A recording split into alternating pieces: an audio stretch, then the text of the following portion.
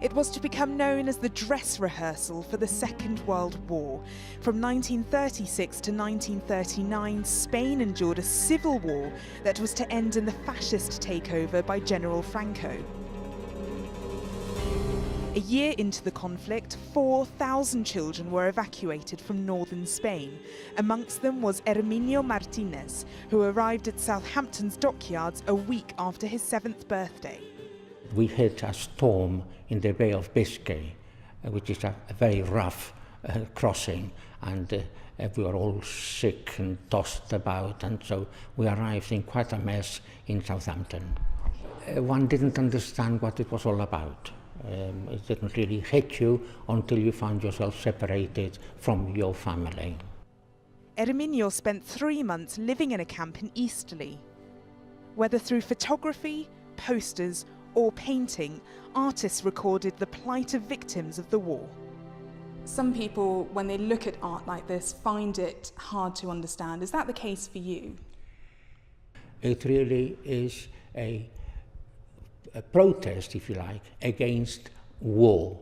This is how I see it. It's a topic that simply doesn't go away, the Spanish Civil War. In an interview with an art historian, Picasso famously said, "It may be more apt to use a bow and arrow to express war, but I'll use a machine gun." And by that, he's saying that his style of painting shows the horrors and the harsh reality of the war. And when we look at this deconstructed face of a woman weeping into a tissue, that parallels the deconstruction of his country into a fascist regime. But it's not just about continental Europe. Famous British artists like Frank Brangwyn, who lived in Ditchling, also painted his response to the destruction of Spain during the Civil War. I've been tremendously moved whilst researching the exhibition by the power of some of the images.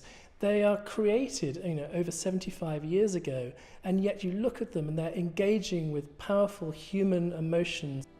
Felicia Ashby's posters were designed to raise money for famine relief in Spain. Throughout Remembrance Week, this exhibition offers a way for us to keep in mind the human cost of conflict. Asana, Greenstreet, ITV News in Chichester.